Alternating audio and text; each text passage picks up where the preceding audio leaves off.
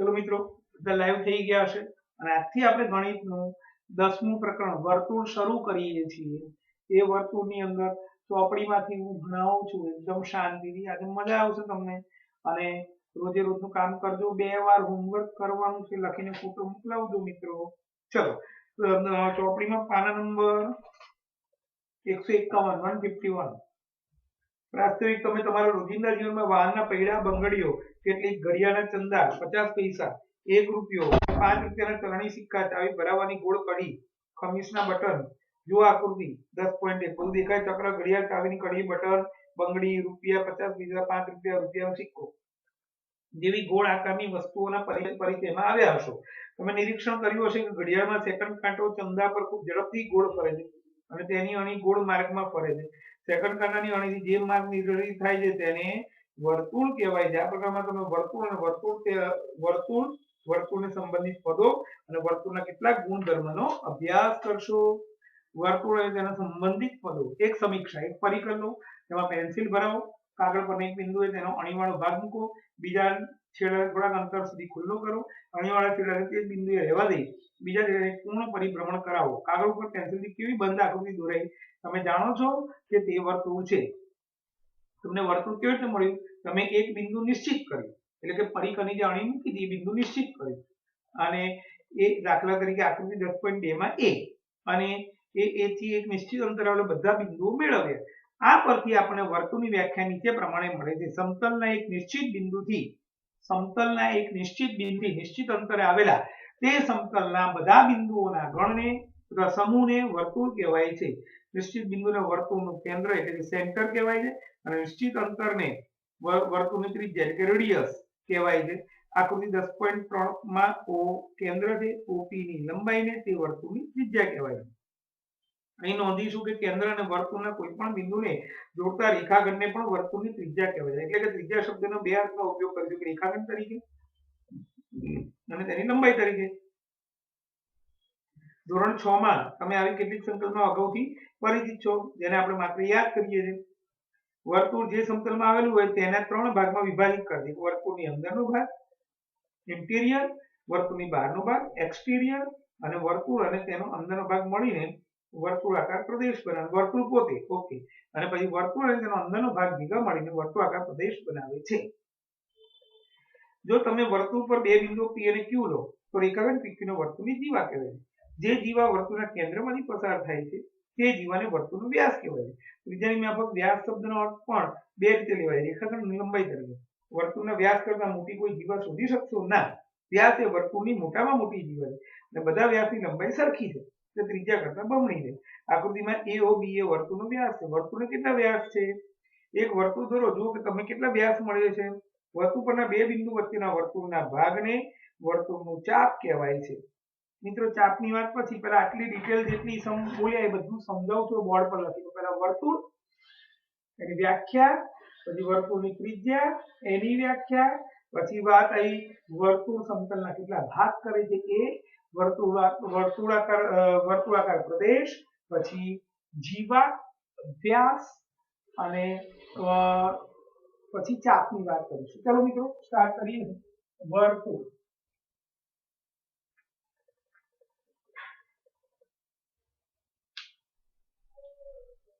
આ એક સમતલ છે,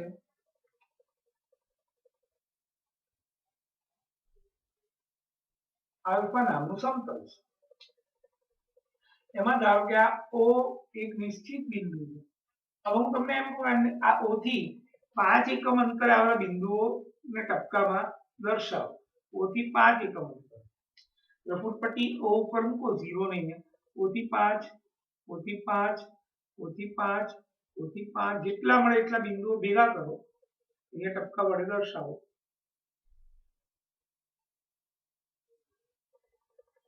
અને બધા ટપકાને ભેગો કરો તો જે આકૃતિ મળે તેને વર્તુળ કહેવાય છે। એટલે આપણે શું કહી શકીએ વ્યાખ્યામાં?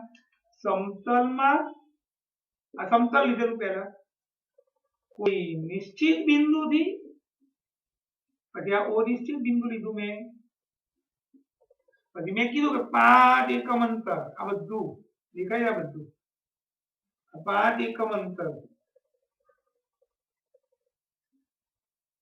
બિંદુના નામ આપ્યા મેં.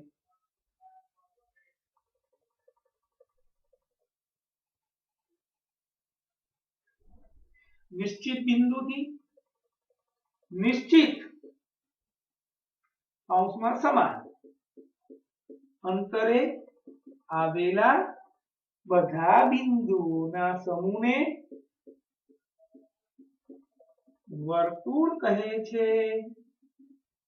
વર્તુળની વ્યાખ્યા પરફેક્ટ આવડી ગઈ તમને. સમતલ લીધું એમાં કોઈ નિશ્ચિત બિંદુ લીધું, એ નિશ્ચિત બિંદુ કોઈ પણ એક અંતર નક્કી કરી નાખો. દાખલા તરીકે 10 એકમ, તો O થી 10 એકમ, O થી 10 એકમ, O થી 10 એકમ, O થી 10 એકમ, O થી 10 એકમ, O થી 10 એકમ, O થી 10 એકમ, O થી 10 એકમ, O થી 10 એકમ, જેટલા બિંદુઓ મળે એને ભેગા કરો અને જે આકૃતિ મળે એને વર્તુળ કહેવાય. એટલે સમતલમાં કોઈ નિશ્ચિત બિંદુથી નિશ્ચિત અંતરે આવેલા બધા બિંદુઓના સમૂહને વર્તુળ કહેવાય છે. અહીં નિશ્ચિત બિંદુ એ વર્તુળનું કેન્દ્ર છે.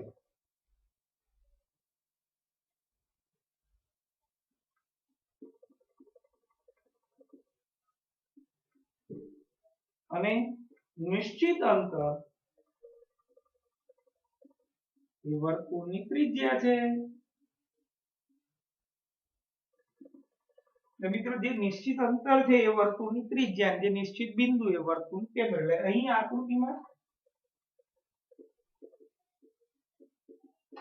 સમતલ આલ્ફામાં નિશ્ચિત બિંદુ O છે, માટે O એ વર્તુળનું કેન્દ્ર થાય તથા OP, OQ, OR, OS, OT, OU, OV, OW, OX, OY, OZ બરાબર R. આ એનું માપ થયું R. એટલે પાંચમી જગ્યાએ R લખી નાખો. બધું R માપ દર્શાવે છે. એ વર્તુળની ત્રિજ્યા થાય છે. એક જ વર્તુળની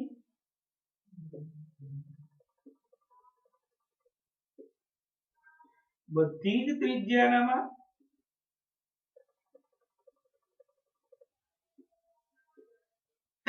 સમાન હોય છે.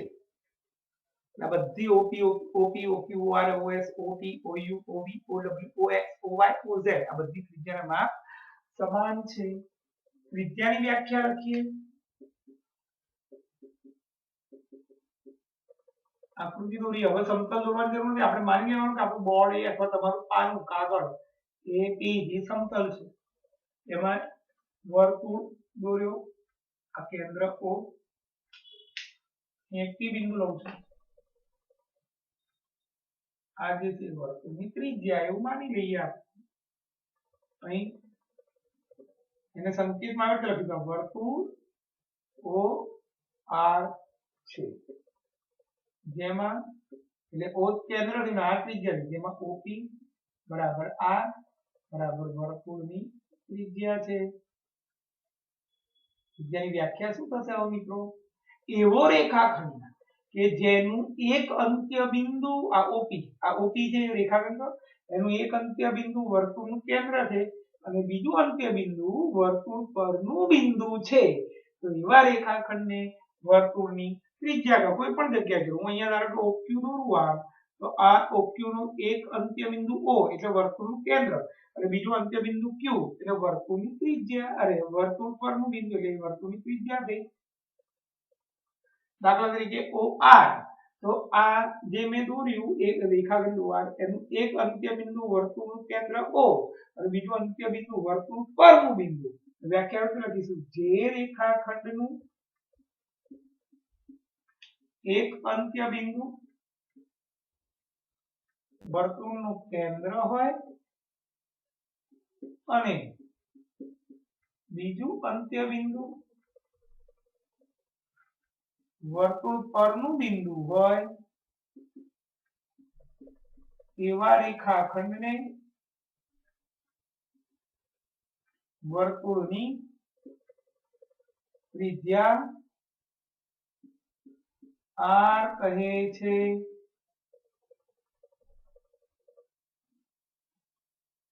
અહીં આકૃતિમાં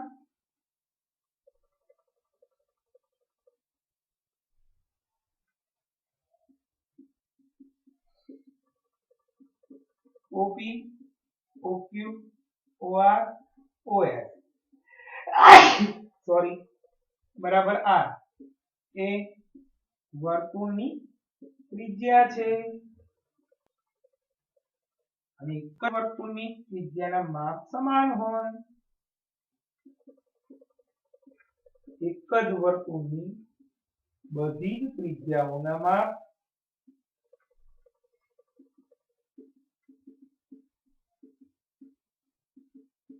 સમાન છે.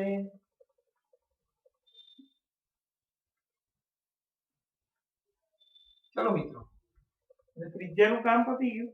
હવે વાત લઈએ છે વર્તુળ વડે સમતલનું વિભાજન.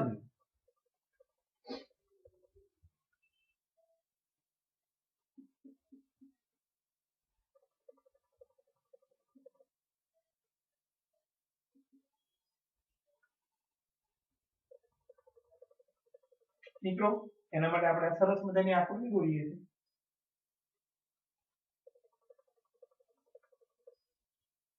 અમે સમતલ આલ્ફા દોર્યું, એમાં એક વર્તુળ દોર્યું.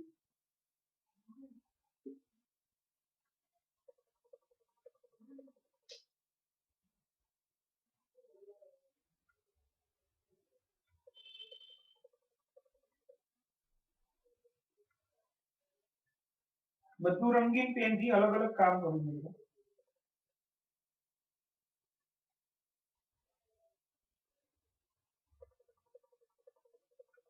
તમારી જોડે ઘરે મિત્રો બંગડી હોય એ બંગડીને કાગળ પર મૂકો અને પછી એને એ બંગડી મૂકીને એ બંગડીનો જે ભાગ છે એ કાપો, પછી બહારનો ભાગ બી કાપો એટલે તમને ખરેખર આખા કાગળના 3 ભાગ દેખાશે. એક બંગડીની અંદરનું કાગળ આવશે, એક બીજું બંગડીની બહારનું કાગળ આવશે. બંગડી જે હોય એની એ ભાગ પણ અલગ કાપવો પડે. એ ત્રીજો ભાગ આવે વર્તુળ પોતે. એટલે મિત્રો અહીં વર્તુળ OR એ સમતલનું 3 ભાગમાં વિભાજન કરે છે. આ બહારનો ભાગ, વર્તુળની બહારનો ભાગ, આ અંદરનો ભાગ અને વર્તુળ પોતે. તમે જોજો આમ કાગળ મૂકીને બંગડી મૂકો, બંગડી આવી ગયા, તમે કાપો એટલે આ ભાગ મળશે, આ ભાગ મળશે અને આ ભાગ મળશે. એટલે બહારનો ભાગ, અંદરનો ભાગ ને વર્તુળ પોતે. વર્તુળ વડે સમતલનું 3 ભાગમાં વિભાજન થાય છે.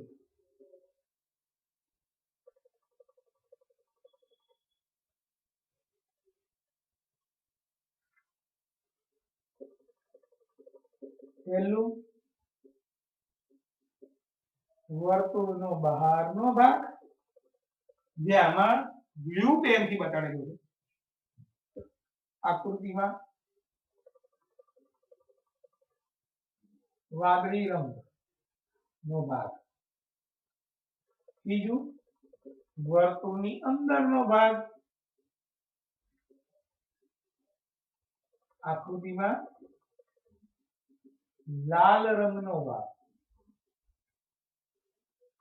અને ત્રીજું વર્તુળ પોતે, આકૃતિમાં કાળા રંગનો ભાગ એટલે બોર્ડર. ચલો મિત્રો, આ રીતે આપણે કહી શકીએ કે સમતલનું 3 ભાગમાં વર્તુળ વડે વિભાજન થયું. હવે આમાં એક નવો ટોપિક છે વર્તુળાકાર પ્રદેશ. વર્તુળ એટલે તો માત્ર બોર્ડર થાય મિત્રો. વર્તુળાકાર પ્રદેશ એટલે વર્તુળ અને એની અંદરનું બધું.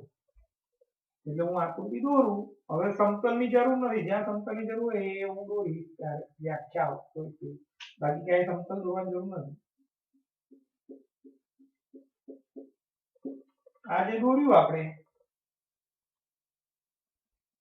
વર્તુળ વત્તા વર્તુળના અંદરનો ભાગ બરાબર વર્તુળાકાર પ્રદેશ. એની વ્યાખ્યા રીતે લખીશું વર્તુળ તથા તેના અંદરના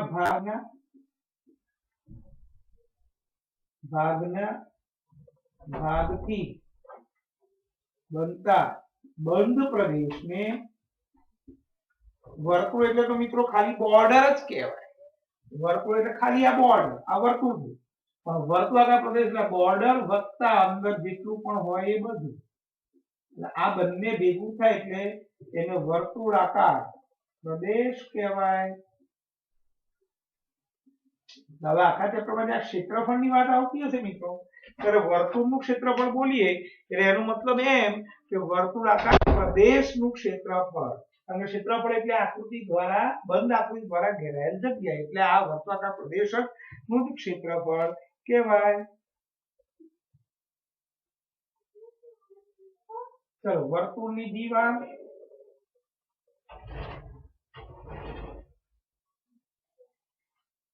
મિત્રો અહીં એક વર્તુળ દોરું છું, કેન્દ્ર દોર્યું, વર્તુળ પર હું બિંદુઓ બતાવું છું P Q A B C D E.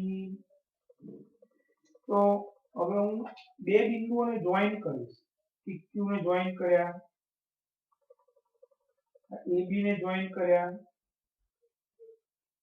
CP ને જોઈન્ટ કર્યા, PQ ને જોઈન્ટ કર્યું. કોઈ પણ બે બિંદુને જોઈન્ટ કરીએ આપણે એટલે વર્તુળ પરના કોઈ પણ બે બિંદુઓને જોડતા મળતા રેખાખંડને વર્તુળની દીવા કહે છે.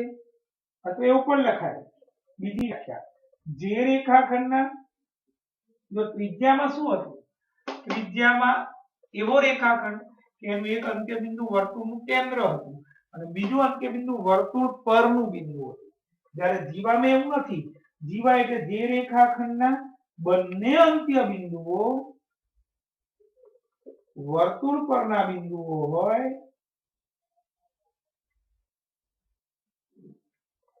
તેને વર્તુળની દીવા કહે છે. અહીં આકૃતિમાં આ બધી દીવા છે. કેમ?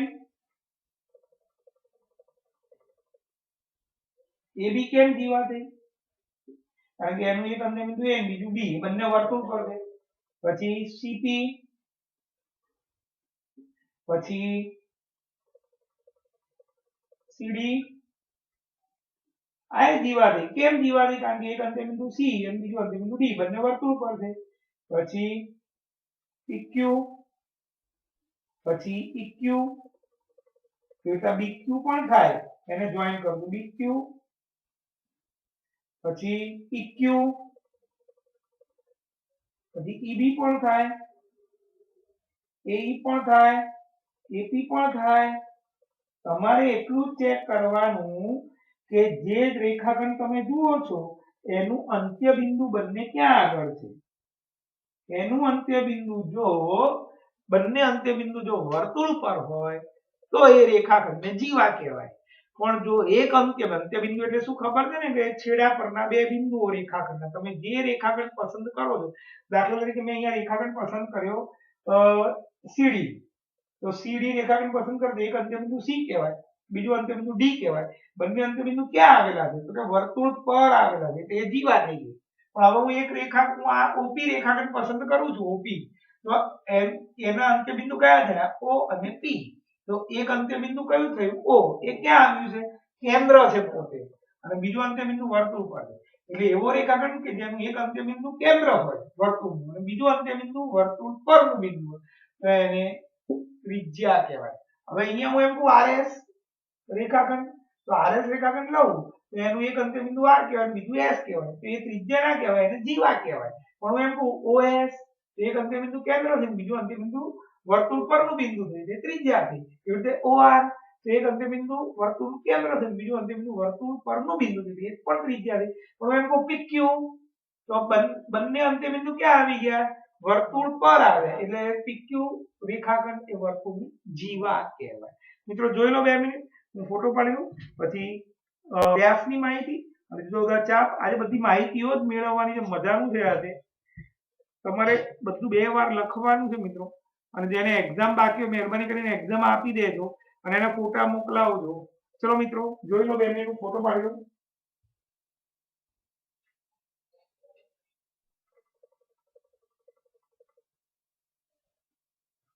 બલૂન નથી ઉડાડવાના આપણે.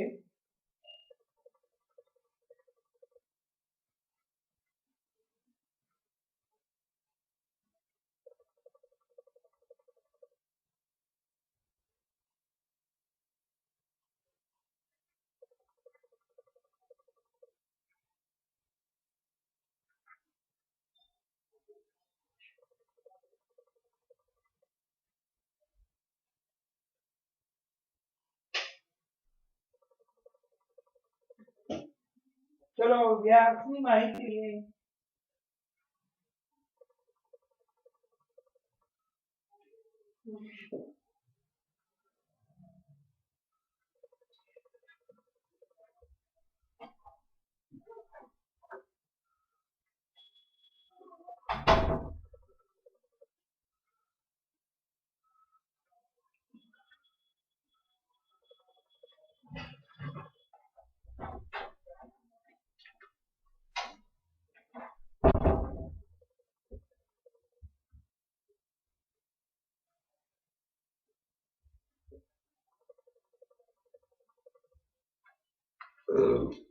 ચલો વર્તુળનો વ્યાસ.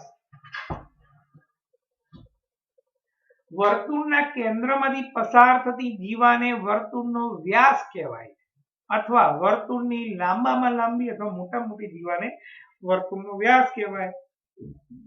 અને વર્તુળમાં અસંખ્ય વ્યાસ હોય.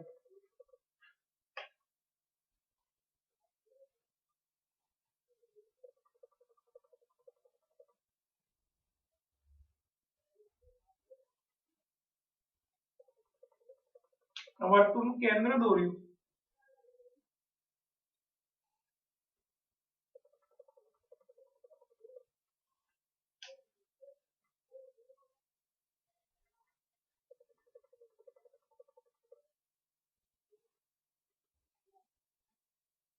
મારે જેટલા દોરવા છે એટલા હું દોરીશ, ઈચ્છા થાય એટલા. ચલો અહીં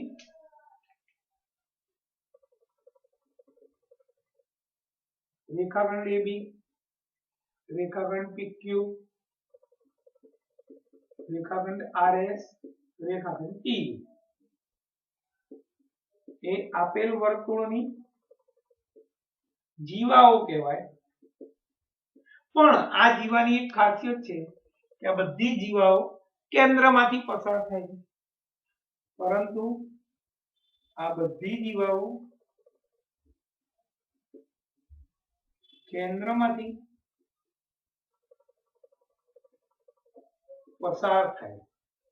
આ બધી જીવાઓ કેન્દ્રમાંથી પસાર થાય છે, માટે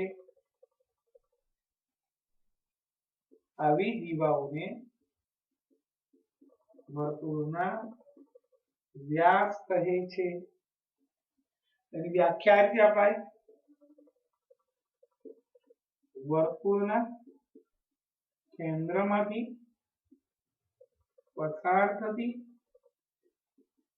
જીવાને વર્તુળનો વ્યાસ કહે છે. અથવા એવું પણ લખી શકાય, વર્તુળની મોટામાં મોટી જીવાને વર્તુળનો વ્યાસ કહે છે. મિત્રો OS ને ત્રિજ્યા કહેવાય. OR ને પણ ત્રિજ્યા કહેવાય. OP ત્રિજ્યા, OQ ત્રિજ્યા, OP ત્રિજ્યા, OU ત્રિજ્યા, OA ત્રિજ્યા, OB ત્રિજ્યા. માટે વ્યાસ બરાબર 2 ગુણ્યા ત્રિજ્યા, માટે વ્યાસ એટલે ડાયામીટર 2 ગુણ્યા 2r વ્યાસનું સૂત્ર. હવે હું જે બે વાક્ય લખું બહુ કામના છે. વ્યાસ એ બે ત્રિજ્યાઓનો યોગગણ છે.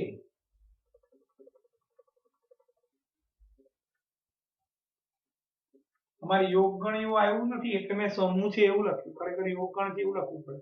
તો આ વિધાન જો વ્યાસ, કોઈ પણ વ્યાસ પકડો બે ત્રિજ્યાઓનો સમૂહ છે એટલે બે ત્રિજ્યાઓને ભેગા કરતા મળે. હવે બીજું વિધાન લખ્યું, કોઈ પણ બે ત્રિજ્યાઓ નો સમૂહ વ્યાસ નથી. દાખલા તરીકે હું એક ત્રિજ્યા આ દોરું OP, બીજી ત્રિજ્યા OQ, અહીં OP ત્રિજ્યા, OQ ત્રિજ્યા, પરંતુ OP વત્તા OQ કરું PQ, OP વત્તા OQ થવાથી વ્યાસ બનતો નથી. પણ આવું હોય, આ OP ને આ OQ, તો આ બે ત્રિજ્યાઓ ભેગા કર્યા તો વ્યાસ PQ બને છે. મેં બધી વ્યાસની માહિતી આપી દીધી. હવે આ છે ચાપ, અને પછી ચાપની માહિતી આપી હતી. વર્તુળ પરના બે બિંદુઓ વચ્ચેના વર્તુળના ભાગને વર્તુળનું ચાપ એટલે કે આર્ક કહેવાય છે. આકૃતિ 10.6 માં બિંદુઓ P અને Q વચ્ચેના વર્તુળની ભાગની તરફ જુઓ. ત્યાં બે ભાગ મળશે, એક મોટો ભાગ અને એક નાનો ભાગ. તો વર્તુળના મોટા ભાગને ગુરુચાપ મેજર આર્ક PQ અને નાના ભાગને લઘુચાપ માઇનોર આર્ક PQ કહેવાય છે. લઘુચાપ PQ ને PQ ચાપ પડે. અને જો R એ PQ વચ્ચેના ગુરુચાપનું કોઈ બિંદુ હોય તો ગુરુચાપ PQ ને PRQ ચાપ વડે દર્શાવાય. જો કંઈ પણ ન આપ્યું હોય અને તો ચાપ PQ અથવા ચાપ PQ ને લઘુચાપ PQ જ સમજીશું. એટલે જ્યાં જ્યાં એકલું ચાપ લખ્યું હોય ત્યાં આપણે લઘુચાપ જ સમજવાનું છે. જ્યારે P અને Q વ્યાસના અંતે બિંદુ હોય ત્યારે બંને ચાપ સમાન છે, તેમને અર્ધ વર્તુળ કહેવામાં આવે છે. ચલો ધ્યાન રાખજો, ચાપની માહિતી લઈએ આપણે.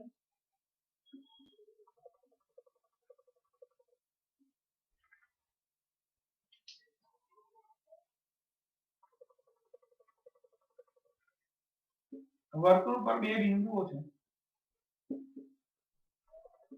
વર્તુળ OR માં, એટલે O કેન્દ્ર થયું અને R ત્રિજ્યા છે. ત્રિજ્યા દર્શાવી નથી, એનું માપ છે. વર્તુળનું માપ એટલે કેન્દ્ર અને આ ત્રિજ્યાનું માપ. R માં વર્તુળ પર બે બિંદુઓ P તથા Q છે. તો આ P અને Q તથા તેની વચ્ચે આવેલા બિંદુઓના ભાગને વર્તુળનો ચાપ કહેવાય છે. વર્તુળ પરના બે બિંદુઓ વચ્ચેના વર્તુળના ભાગને વર્તુળનો ચાપ કહેવાય છે. વર્તુળ પરના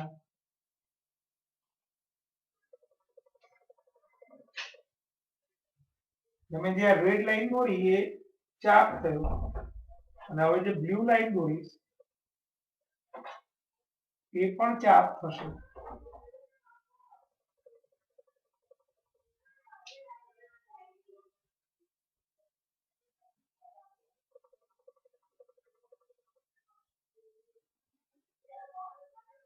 વર્તુળ પરના બે બિંદુઓ તથા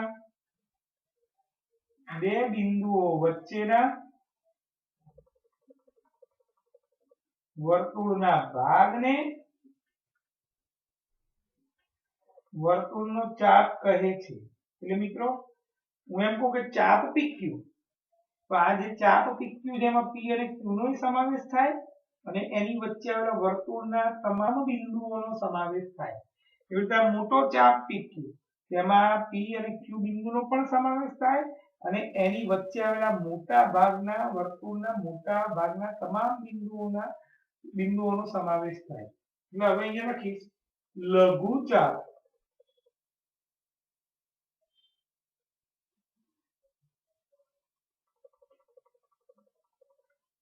તો આ જે નાનો ભાગ છે એ લઘુચાપ કહેવાય.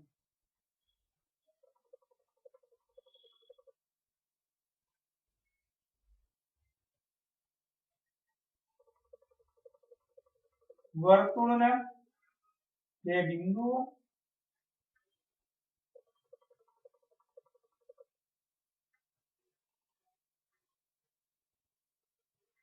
એની વ્યાખ્યા આપી નથી આપણને. વર્તુળ પરના બે બિંદુઓ તથા એનાથી બનતા વર્તુળના નાના ભાગને લઘુચાપ કહે છે. આકૃતિમાં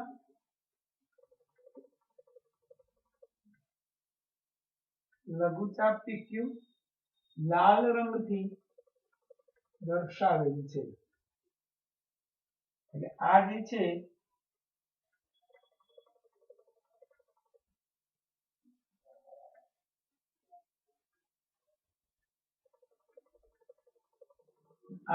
એ ગુરુચાપ. આ સિવાયનો ભાગ ગુરુચાપ વર્તુળ પરના બે બિંદુઓ તથા તેનાથી બનતા વર્તુળના મોટા ભાગને ગુરુચાપ કહેવાય. અહીં આકૃતિમાં આ બિંદુ લઈ લઈએ. ગુરુચાપ PQR વાદળી રંગથી દર્શાવેલ છે, જેને સંકેતમાં ગુરુ ચાપ PRQ આ બિંદુ વચ્ચે વડે દર્શાવાય છે. નોંધ ચાપ PQ એટલે લઘુચાપ PQ જ સમજવો આખા પ્રકરણમાં. જ્યાં ગુરુ હશે ત્યાં ગુજરાતી ભાષામાં લખ્યું હશે ગુરુચાપ PQ. ચલો મિત્રો, હવે વાત કરીએ અર્ધવર્તુળ ચાપની. વર્તુળના વ્યાસ વડે વર્તુળના બે સરખા ભાગ થાય, દરેક ભાગને અર્ધવર્તુળ ચાપ કહેવાય છે. અર્ધવર્તુળ ચાપ